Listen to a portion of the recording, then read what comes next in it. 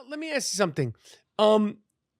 We talked off podcast about everything. Well, how do you say the film? Everything, Everywhere, All at Once? That's it. Which I just watched last night. Now, you mentioned on the podcast that you liked it. I watched it last night, and it was ridiculously, incredibly creative. I actually read a pamphlet.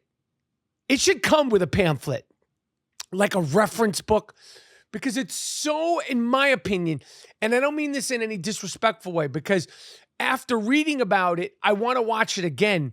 But Everything, Everywhere, what is it? Everything, Everywhere, All at Once. Everything, Everywhere, All at Once. Like I said, incredibly creative and has just so many subliminal meanings.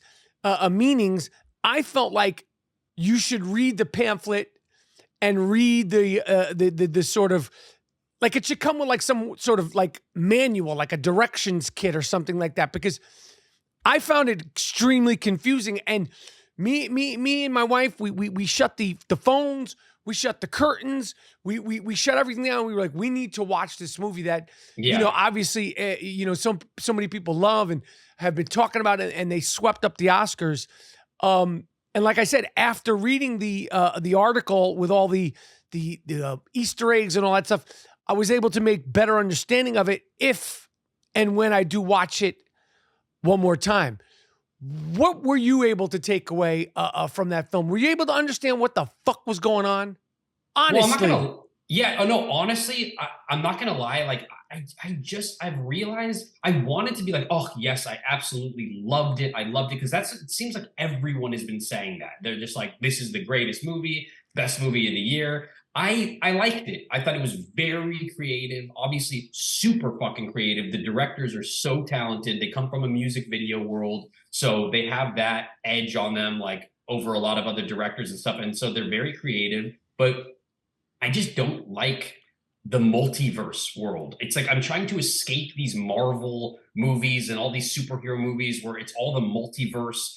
And this movie, it was cool because it was very creative and everything, but it still touched upon that whole, different universes and how she's got to save existence by exploring other universes and all that stuff. And I don't love that like topic, I don't love that. I don't love that, but I still thought it was very creative. I thought that the acting was really great. I love seeing Ke Huy Quan. I think I'm pronouncing it right, but Data from the Goonies. I grew up on the Goonies, and I think everybody did.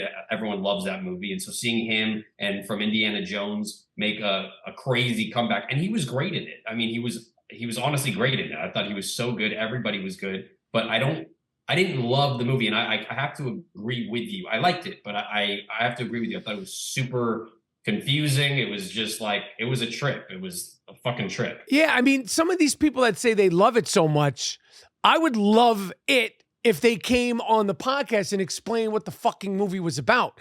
Because like I said, after reading like the little pamphlet, the little, guide to Everywhere, Everything, All at Once, I was able to make sense of it. But while I was watching it, I was like, what the fuck is going on? And it's interesting because so many films and so many television shows today are dealing with the metaverse, the multiverse, the subliminal, and all this, like the TV show Severance and, identity and switching identity and, in reality and you're not in reality. And I don't know what that's about, but for me, historically and traditionally, when it comes to movies that I respond to and that resonate with me, none of them take place in the multiverse. The subliminal, they all take place in reality.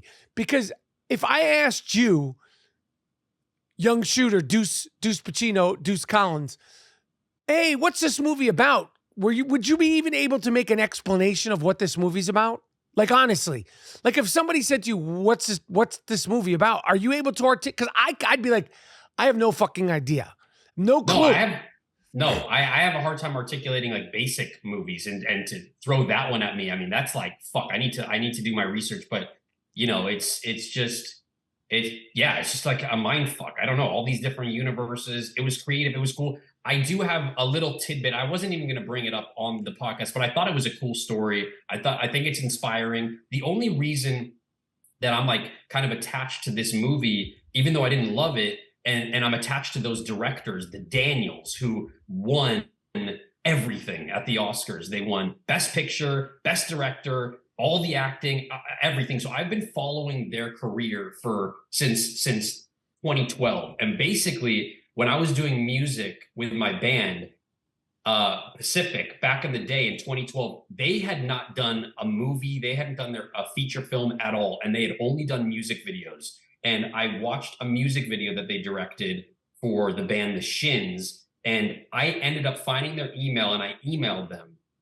and I just wrote to them, which is crazy because I looked at this email, I found it 11 years ago. I wrote to the Daniels, and it was on March 12th, 2012, which was the day of the Oscars that they would win Best Picture, Best Directors. The day, 11 years to the day, I wrote them. And I said, I wanted to let you guys know, I loved the work that you did for this music video. It was amazing. I can't stop watching it. And as a young musician and an aspiring filmmaker, I think you guys are awesome. And I'm in this band, and it would mean the world to me if you listen to this new song that we're putting out at the end of this month. We're putting out an EP. I would love to hear what you guys think. And I found this email of that day of the Oscars 11 years ago that they wrote me back, and they said, hey man, we're so glad you're into our stuff. It's surreal to be in a place in our lives where people are taking inspiration from us. Listen to your track. It's really solid, man. You guys have a cool, nice throwback sound. Good luck with the release and everything. Keep at it. And I just was tripped out by the fact that I wrote that to them 11 years to the day that they would win all these awards. So I've been following their career since back then. And I think they're extremely talented, and I think they deserve everything. That's dope. I just thought that was a cool little tidbit. So I've been following them. Did you have they made another film, or was this the first film they made? They made a movie before this called Swiss Army Man, starring Daniel Radcliffe and Paul Dano. And that was the only other movie. It was a weird movie. It was like Daniel Radcliffe's like a dead body, and Paul Dano's like using his body. It's so weird, but that was their only other movie. But I just remember them being extremely talented music video directors, and like their work was awesome. So it was cool to see them, win everything. I didn't particularly love the movie, but I still thought you can't deny it was super creative.